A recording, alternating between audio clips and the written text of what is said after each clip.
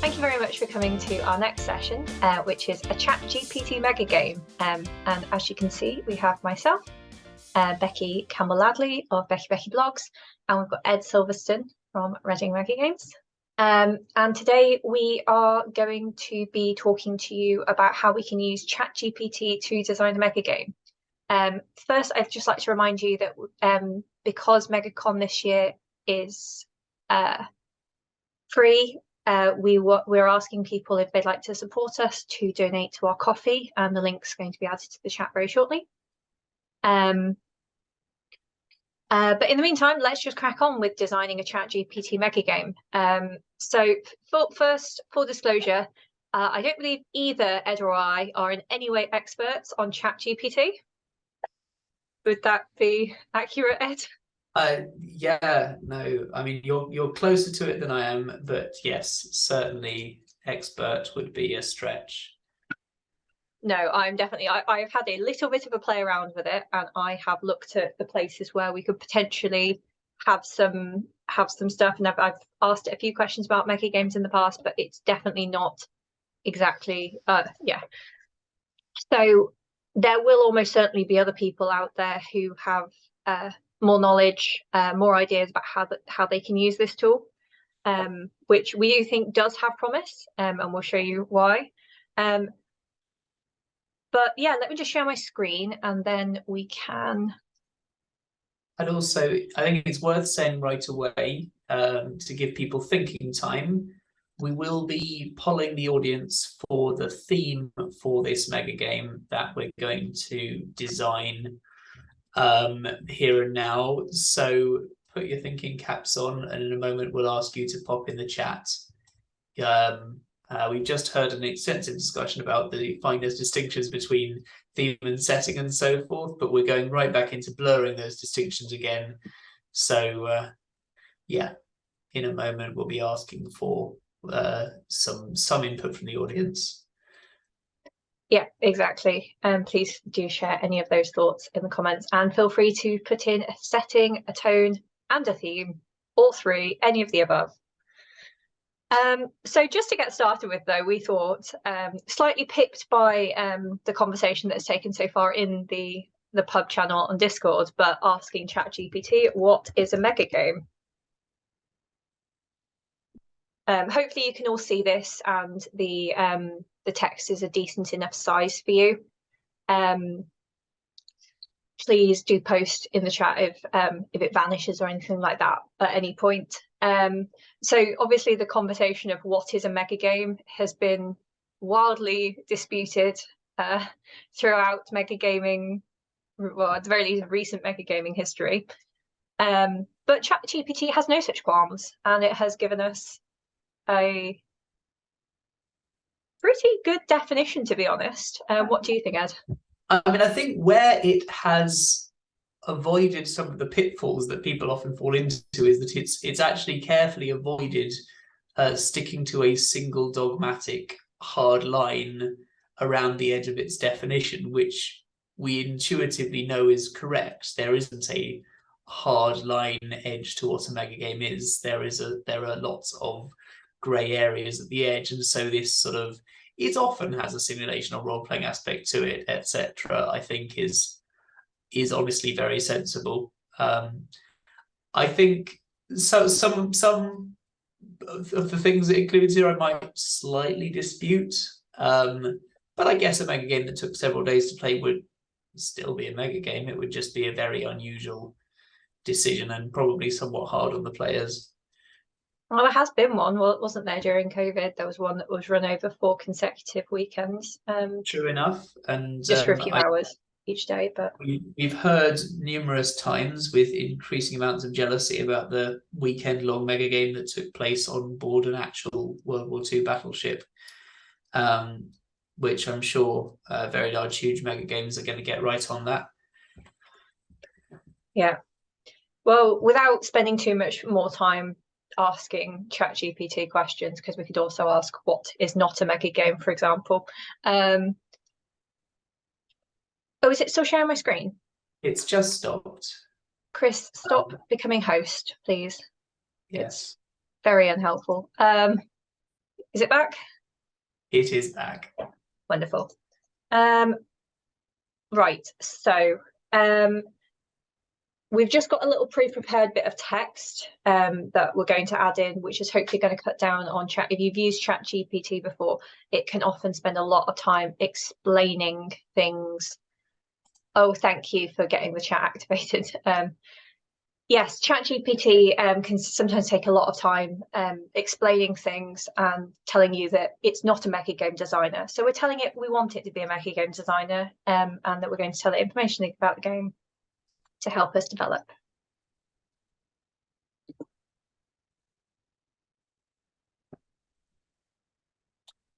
We'll have a panel later about collaboration in Megagame design, but immediately noticing ChatGPT being one of the more cooperative collaborators, which is a definite bonus. Yeah, so have we got any suggestions so far as to ideas for setting or theme? Because the first thing it's asked us, sorry. I was going to say, I suspect because chat was turned off, people have missed their chance, but now is your time to pop some suggestions in the chat, some of which we will ignore, but we reserve the right to wait for a sensible one to come up and then pick it. Ooh.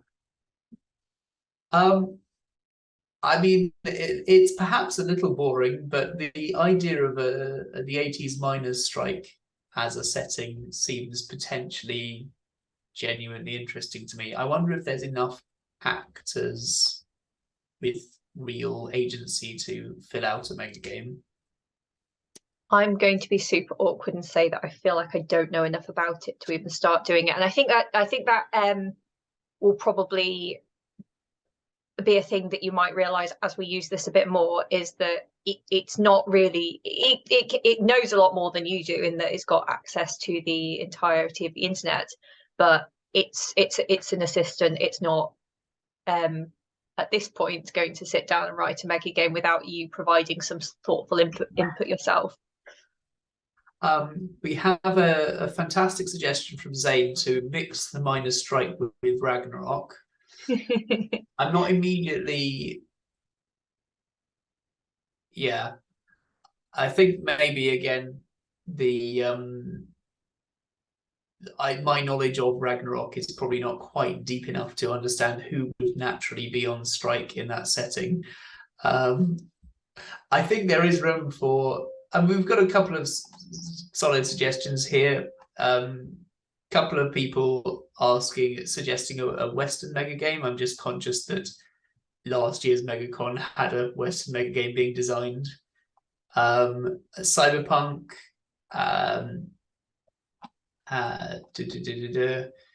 Or we could go for Ragnarok. I think Ragnarok as a theme on its own has a lot of potential. World-ending conflict, people deciding whether to pick a side or try to sit it out, people deciding whether they're going to try and save something of what was before or go down in a blaze of glory. What do you think? I am slightly tempted by the Western idea, but taking the strike angle into that, perhaps. Okay, interesting. Yeah. I mean, ironically, a miners' strike in a Western setting is perfectly credible as a premise. Are we happy to give that a go then? Yeah, be very happy with that. So there will be a little bit of time as I type. I mean, I would promise to try and be entertaining during those periods, but the game is set during Western times. Do you think it will know what you mean by Western times? I mean, I guess we'll find out. Fair enough. I don't want to give it too much. We're testing this tool out. I mean, you can be more explicit. I am also showing my. I'd be tempted to say like Wild West or Old West. Wild West, yeah.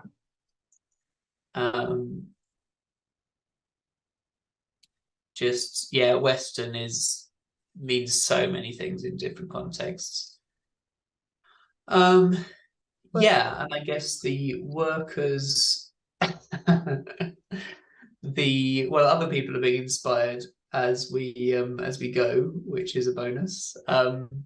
Yeah, I think and then this is a good place obviously, to start with. This is the information that we've got currently, so let's. yeah, ping it out, see what it comes back with.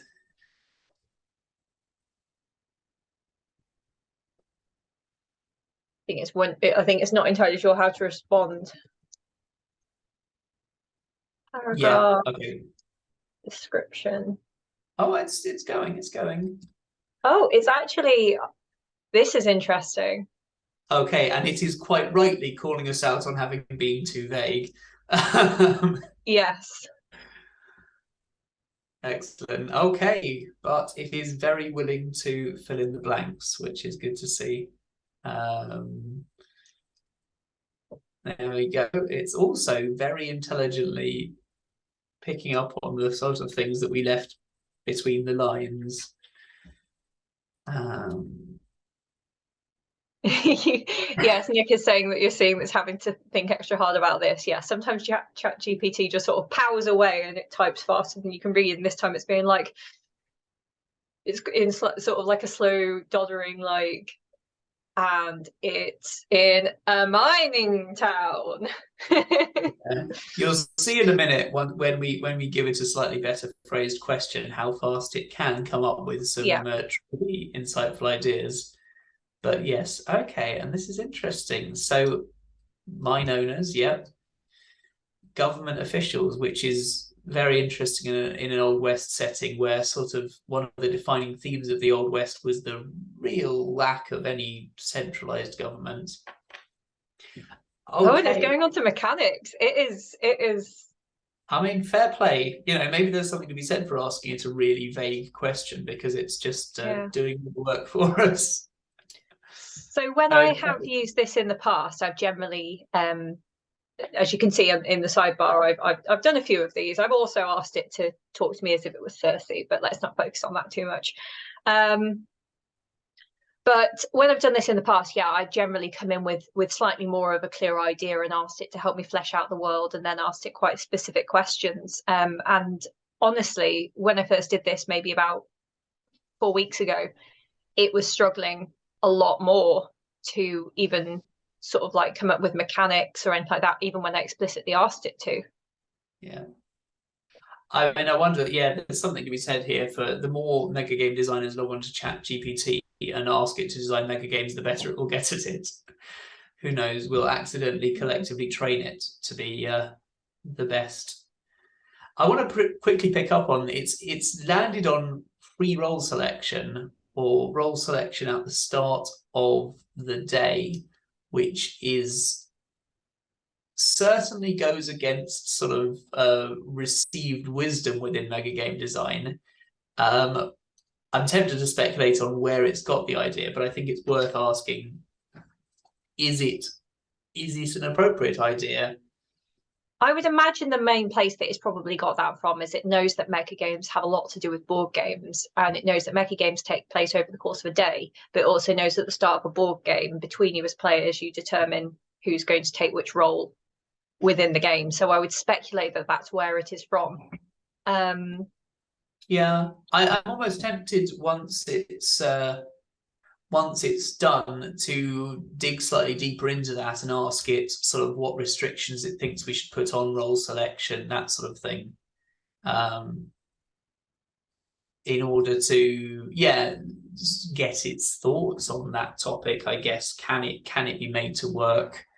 There's an obvious downside of role selection at the start of the day, which is players have to read and understand all the mechanics rather than just the ones that apply to them. But again, maybe that's just a design crutch that we're too used to leaning on. Yeah, I'm not sure it's got as many legs as you think it might do. I am That's firmly fair. in the position of designers pick the players' roles and players and doing it ahead of time. If you're doing it that way, doing it ahead of time, there would be no disadvantage to it. So I like the idea of the strike actions. I think that having that as like a properly mechanized system in the game is a really strong element. Yeah. victory conditions, when I've done this in the past, the game suggested victory conditions. And one of the things that we can quite easily do is sort of say to it, there isn't a victory. The purpose of the game is to sort of create a shared narrative. And it adopts that concept quite quickly.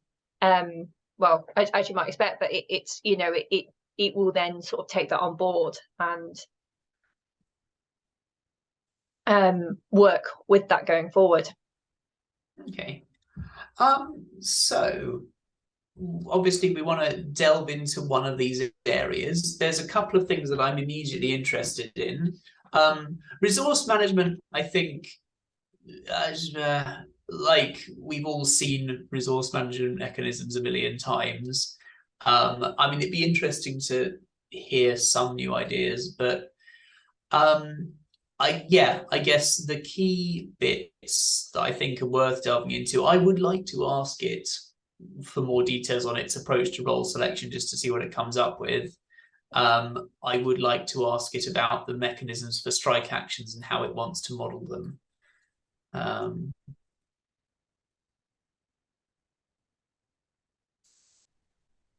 Okay, well, let's get started with that. Is there any particular nuance that we would like to ask? I guess we could add, like, what limitations should we put on the role selection process? I don't know whether that'll actually help frame the question, but I think it'll take it in an interesting direction. So as you can see, it's going a lot faster now. We've actually given it a specific question rather than. Yeah, it has quite strong opinions about this. I mean, I think what it says about role selection is important. I do get that, and I think the sort of common trend of just asking people what sorts of roles do you want does a lot of the heavy lifting and solves a lot of the problem. I think it possibly is. This is a bit of a sledgehammer to crack a nut. But it went far too fast for me to read it. Do you mind scrolling up a little? Yes, of course. Sorry. So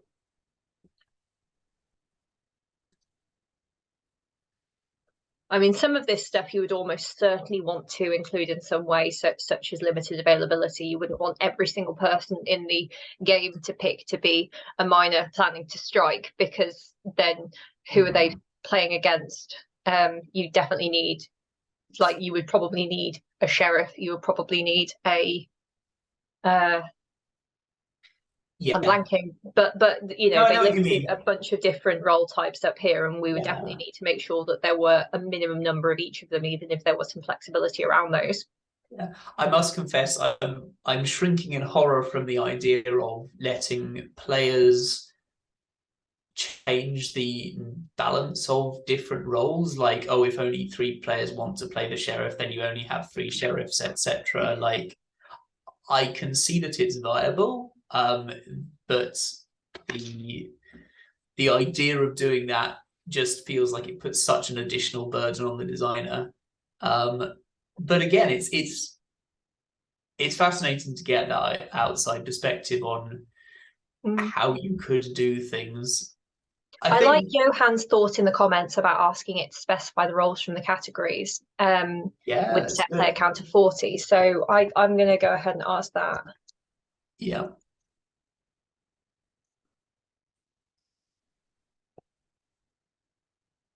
Yes, it does pull out the need for a sort of skill level based casting, which I think is another bit of received wisdom within the Megagame community that yeah, the skill level one is the interesting one there, because you do sometimes have a games that you go to and you realize that actually you have you know, you've been cast in this role, and it demands you to do a skill that you just plain don't have. Like, if you're not very good at well, for example, at Trope High, one of the games was literally coin football, and I did tell people ahead of time that it was coin football. But if you were no good at flicking coins, you were not going to have a good day in that role. Pretty much whatever. Yeah, I mean, coin flicking, a vital gaming skill. Okay, Interesting. So it's doing another nice bit of careful caveating. This is just one possible distribution. Yes. But yeah, okay. It's definitely immediately jumped to the standard Megagame structure of most people are the plucky upstarts, and there's a small number of people in the establishment baddies roles, who therefore are presumably set up to more or less lose. But it is then saying you could do a version where you had more of them. I think it's worth us.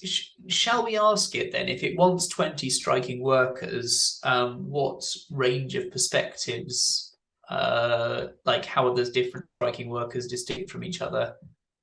Because 20 people with roughly the same brief and tools and everything is usually a nightmare game design wise.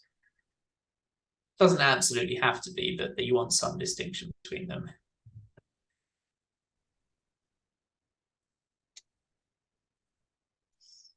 I mean, my mind immediately goes to Copper Cockroaches and Cows, which is a game where essentially every player has exactly the same mechanics and almost exactly the same resources, but they do all have still quite considerable differences in their objectives and just their starting locations, which gives a lot of texture to the game. So smaller teams based on different objectives. Some of okay, so we'd have some of them would. So you might have almost like union style teams where each of the workers are in different unions with different different objectives and different sort of modus operandi. Yeah, I think so. For me, point 2 is the more interesting one, and maybe point 4, because I'm always wary of, in point 1, it talks about pre-dividing people into this team wants to pursue aggressive tactics, this team wants to just talk. I dislike that as a piece of megagame design, in that telling people here are all the tools available, but actually your briefing says you can only use these ones or should prefer these ones is potentially a bit boring. Whereas point 2, if done right, sort of naturally steers people in a direction like, oh, your whole family lives here, so you're not going to want it to turn violent, but it's a considered risk that you might take if things go really bad. Yeah, the only issue that I can see with that is, for example, if one wants better wages for their family and the other one wants to protest dangerous working conditions, well, if the wages are poor and the working conditions are dangerous, you've got a risk of people, the team sort of melding together, them sort of like seeing each other's perspective and being like, oh, let's all band together and ask for the same thing. So I think there is definitely something about sort of saying to people, I think using it as the basis to sort of say, well, your entire family lives here, so you don't want to do anything dangerous that could endanger them, versus you're a bit of a loner, so you know it's all on your own head. I think that's a good sort of difference. But I think just having it that people want different things, especially when they're the sort of things where, you know, people are working together for a common cause, like that's generally how these sorts of things do sort of get done. So I think we'd also want to set up explicit differences between the players to say, you know, you actively you love the dangerous working conditions. Working here gives you a sense of like, I don't know. I mean, I think there's room, for example, for one group to want sort of a hard cap on working hours, and for another group to really not like that because, you know, they're doing all the overtime they can get their hands on. But yeah, I think you definitely want places where the mine owners can split the strikers if they're clever, because otherwise you just have like otherwise the striking teams sort of lose their agency because one charismatic person just takes control and everyone else is just moving their pieces about as they're directed almost. So yeah, I think it's in point 4, it definitely dives straight into something that, again, as a mega game designer, I might be a little wary of, the whole kind of, oh well, you've got a range of different races, genders, etc. Like, if we're talking the Old West, well, you definitely got this idea of Irish immigrants being treated slightly worse, of Native Americans being treated much worse, and other players maybe being briefed to care or not care about that, of course. I mean, I would say that in a lot of games you would see that sort of dynamic, but I think this comes back to the tone discussion in the previous thing, and I think a lot of this game gears itself towards being quite a light-hearted sort of game. So if we were to put it on the light-hearted sort of end of things, we might want to just avoid that sort of topic, either completely or as much as possible, and really sort of make it disconnected from actual issues. But just in terms of another thing, it might be good to have a look at the striking mechanic in a bit more detail, and asking it how it thinks the striking mechanic could work. Yeah, let's do it.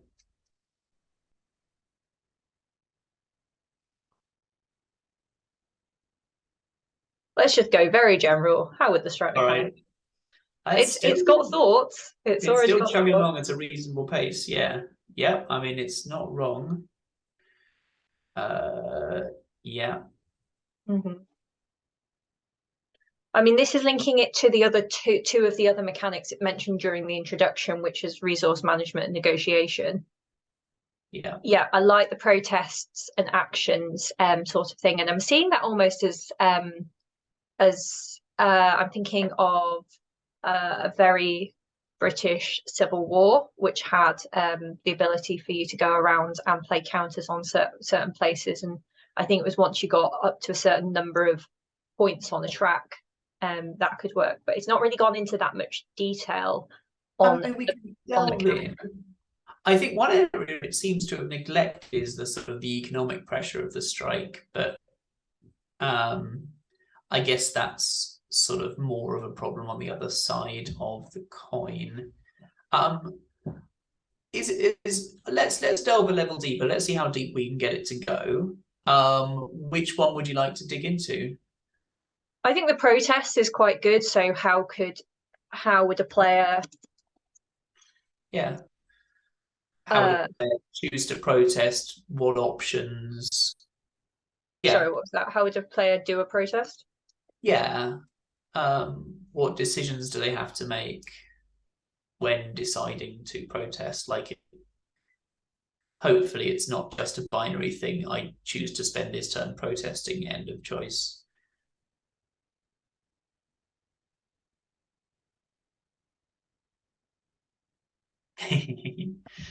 Leading the witness. I just want it to start thinking more about the practicalities. Yeah, makes perfect sense. Because it's saying quite a lot that's sort of very theoretical and very sort of high level, but I really want it to get down into the nitty gritty of, you have a protest card and you play a protest card, for example, you have a few different options for action cards or things like that. You've certainly slowed it down again. Sorry.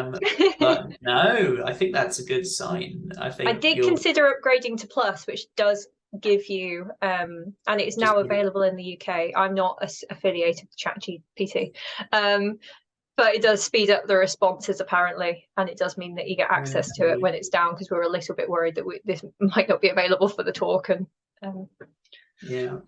Okay, so it's still talking in quite generic terms. And I mean, I will say, honestly, that isn't necessarily a problem. I think there's a real tendency in Megagame design to immediately get down to, logistics, let's just design a mechanism and then work out where it fits in the game later, or it feels like this sort of interaction has a natural mechanism. And I think actually kind of fleshing out the narrative web first is often a better way to go about this. At the same time, I do think this will struggle to get ChatGPT down to brass tacks, because I suspect it's just not an area it's well trained in. No, but we could feed it a bunch of Megagame handbooks and see if that helps. I mean, probably not in this session, but that's been something that I was thinking, you know, if I feed it the main handbooks for Trope Pie and everybody dies, not only would it have more of an idea of how Megagames work, it would also have quite a better idea about how I design Megagames and my own sort of like. Those are the only 2 handbooks it needs, right? They covers all the bases, you know. Fantasy, I mean, they're both fantasy, but fantasy war, fantasy high school, like, it's both ends of the spectrum. The only real kinds of Megagame that exist. Yeah. Okay, so it's still going, but I love the idea, point 2, that you want more players to join your protest. Obviously, interaction is key to a Megagame, so that's pretty critical. I guess the question to ask, okay, it's getting on to brass tacks here.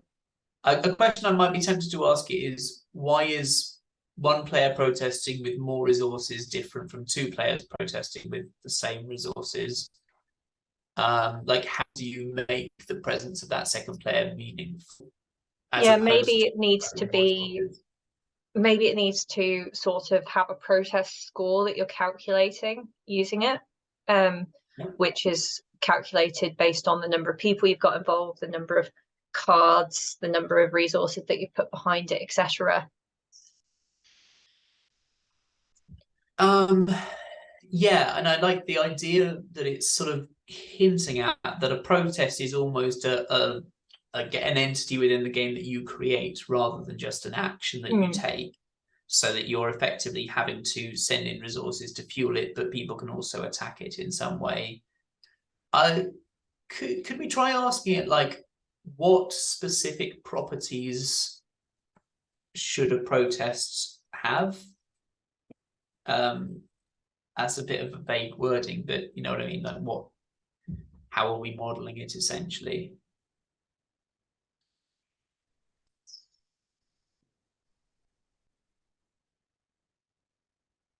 Let's give that a go. Okay.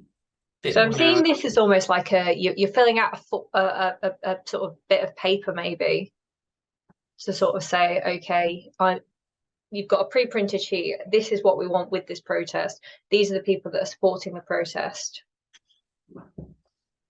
I mean, this really is now getting down to brass tacks. Like, I think some of this is going to require a bit of thought in terms of visual design, and I'm guessing visual design is an area we don't expect ChatGPT to particularly. There is AI art, though. I'm sure that somewhere there's like AI.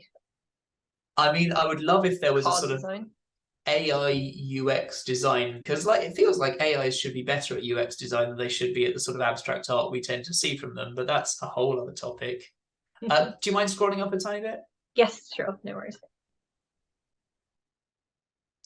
So tactics, it feels like effectively you would take a protest, almost like a mini board or something, and it would vary depending on the tactics. It's going to require a certain amount of resources. Yeah, so you might have a tactic which is you might have a list of tactics which are options, and they've got different baseline resources that you need as a minimum, but then the more above it you go, you might get multipliers on the impact of the protest.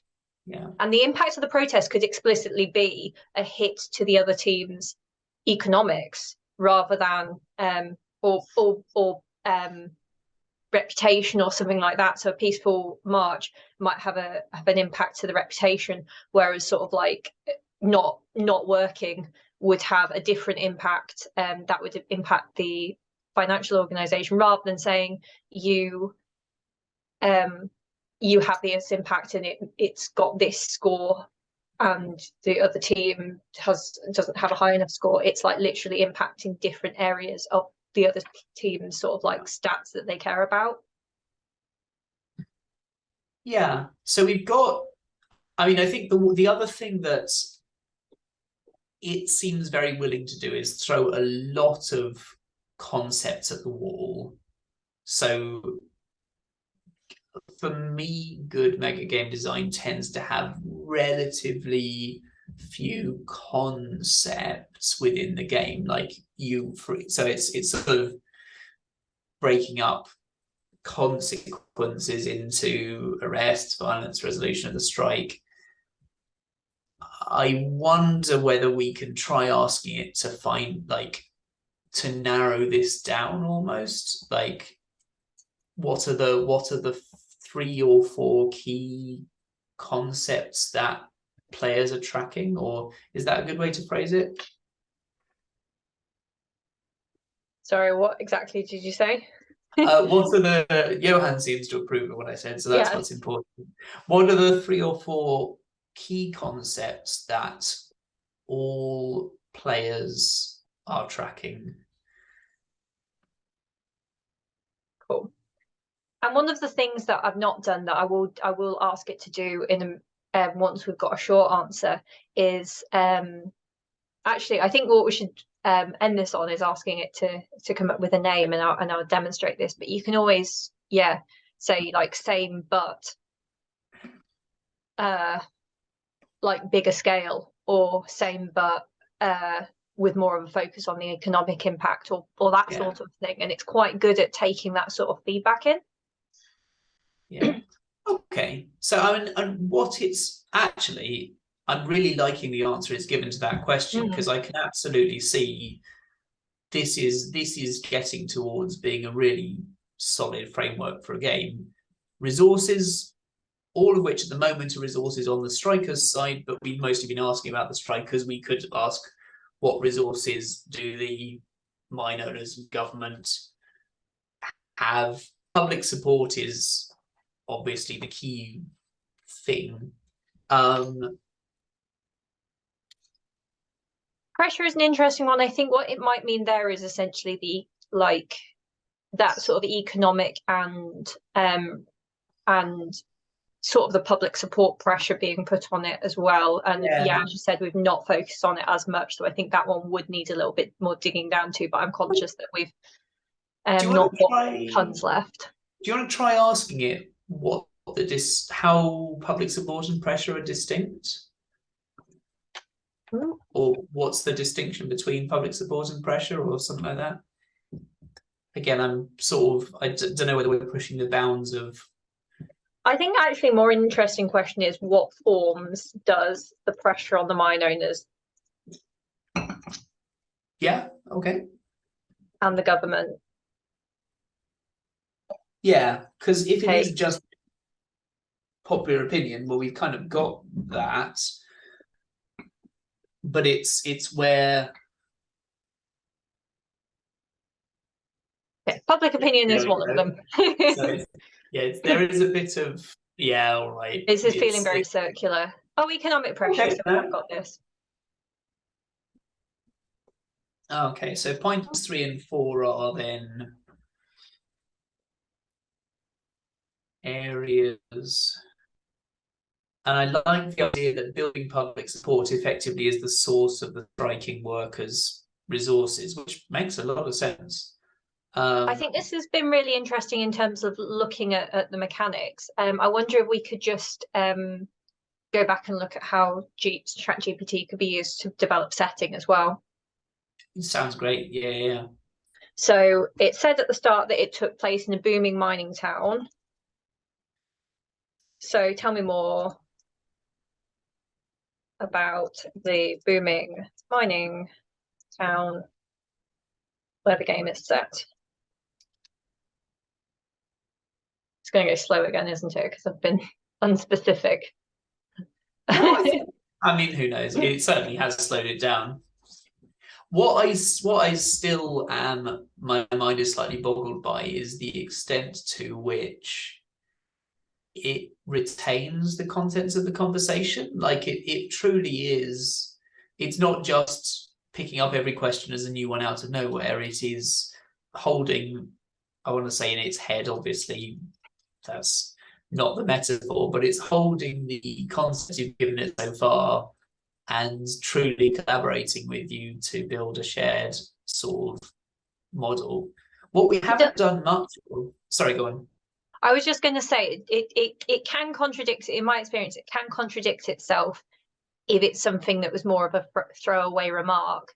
But if you're explicit with it, so for example, if you say to it, there's no victory conditions, it generally wouldn't forget that there were no victory conditions. And it does seem to be quite good at, at building on things that it's already said. We've not done much of that in this session of saying, actually, I like that idea, I don't like that idea, let's make that a key theme, let's take that out of the picture, which I imagine would, in a longer session, would be valuable. I mean, but yeah, this just as a way of coming up with sort of what concepts are in, what concepts are out, sort of getting stuff. I think it's going to be really, really helpful in both very, very early parts of development where you are just trying to pin down the key concepts. But then also I think it's going to be quite useful later on, because what I've done on a previous one was I've sort of said, can you write, after a little bit of conversation, I've said, can you write the table of contents? And then I've said, can you write the section on communication within the game, which was one of the points it put on the table of contents. And I think having that, I mean, you would need to edit it, you would need to work on it, but there's a lot of but you can use it both early on and later on. I think the thing where it's going to struggle is going to be in really hammering out the mechanical side of things, because I think it's still going to struggle on that. But maybe if we did feed it a bunch of Megagame mechanics, it would be a lot better at that. If we said we want to do a trade mechanic, here's 10 trade mechanics in previous games. And I think as well, it is that feedback thing. I've got people saying in the chat about the value of feedback to the AI. I suspect, because, as you say, like, the AI doesn't necessarily have a lot of examples of what mechanics should look like, what form they should take. I suspect with enough feedback and enough comments about, okay, tell me specifically how this is physically represented within the game. Tell me specifically, like, how the turn structure works. How, tell it that we're going to work with half-hour turns. Tell it that we want there to be sort of peaks of activity and lulls within that half-hour turn structure, and then ask it sort of how to fit the specific actions into that cycle. I think some of those things you have to tell it. Like, I think it clearly doesn't know yet that a mega game generally goes in half-hour turns, for example, or at least. Do they? Oh. Right, I'm going to stop it from generating there because I think it's got a bit stuck. I think that's fair. Yes, it's. I will just ask a quick question, and Nick, yes, I am intending to ask it to name the game and the town, but I'm going to do that towards the end. But I'm just going to say, what would a 30-minute turn structure look like? Oh no. Well, this is super promising. I feel like it is possible. Oh. Yeah, try refreshing the page just in case. I'm a little bit worried it's about to kick me out of ChatGPT because. No, I don't want. It'll give you the stop generating option in a second, won't it? Right. We did see most of that one, but so it was can you give. I'm very polite to it as well. I don't tend to say please, but I tend to say, can you give me the a 30-minute turn structure for this game?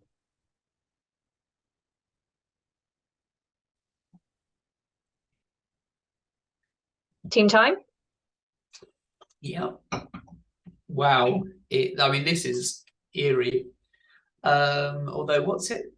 Double team time. Oh, okay, yep. More team time. Triple team time, in fact. Yes, good grief. But yeah, okay, we've got slight redundancy between planning and strategy at the end and preparation at the start, but Yeah. it's got a fairly sensible structure. And actually, having established this structure, again, there's room to say, actually, we'll make the action phase 20 minutes, but other than that, okay. Oh, interesting. We are not having 3-minute preparation, but everything in 5-minute blocks, please. So it's just the same, but it's made each of the sections shorter. Oh, except it can't add up to. Oh no, yeah, that's right. Yeah, no, it's fine. It's fine. Oh, and it's Oh, and it's talking about the benefits of 20 minutes versus half an hour. Excellent. Which, yeah, okay. But there's room then to say, oh well, you know, we'll extend the action phase to 15 minutes. Oh.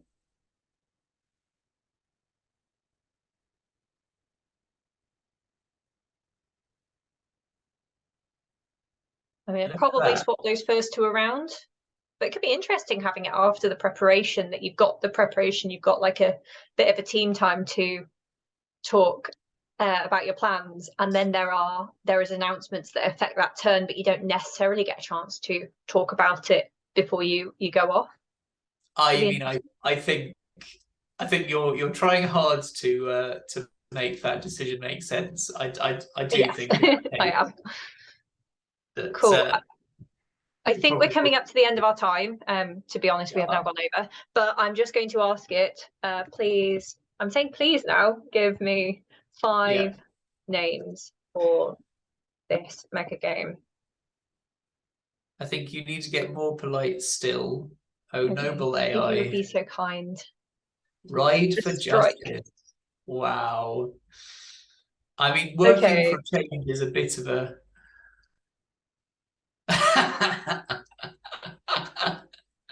I also like it's correcting your spelling of cliche. There we go. I don't have that on my keyboard. I mean, hold down. I like Gunsmoke and Grievances. That's beautiful. Like Gunsmoke and Grievances, I think. Yeah, we're gonna have to find it hard to beat that. Incidentally, hold down the Alt key and type 130 on numpad. Sorry? Hold down the Alt key on your keyboard and type 130 on numpad. Okay, I will probably forget that, but thank you. I mean, all of these names seem... they've listened to my cliche, haven't they? Yeah, but at the same time, like, what else are you going to do? True. Like, I mean, any of them would do. Silver Crossing I quite like. Boomtown is kind of fun. Yeah. I mean, you could ask it for some names taken from, like, real mining towns if you wanted to go. Goodness knows if it has any up its sleeve.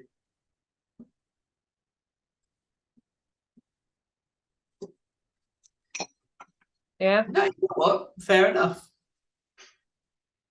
I mean, it's got access to the entire internet. It has got names up its sleeve for days, I think. Yeah.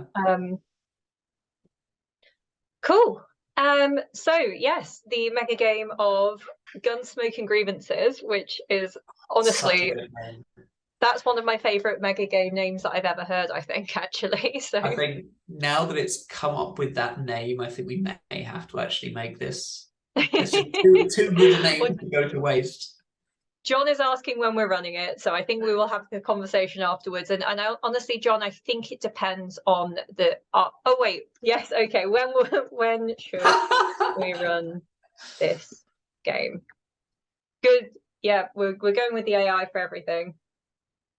Oh God, it's weaseling out of that one.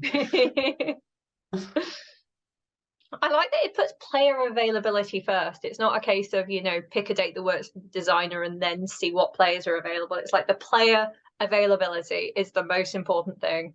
Yeah. Yeah. And it does say to give players several months of notice so they can plan their schedule accordingly, not because we haven't designed the game yet. Ask it where we can go to find out about upcoming mega games.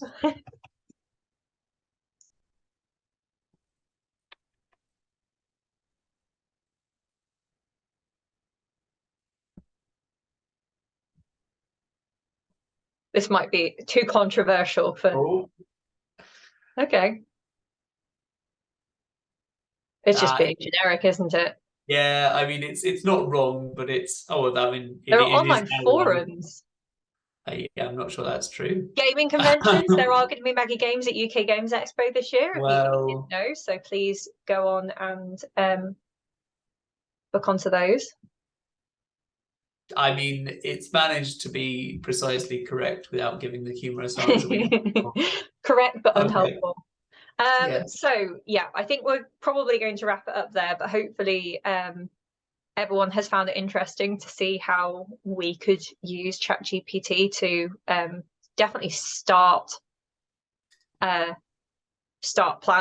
designing a game.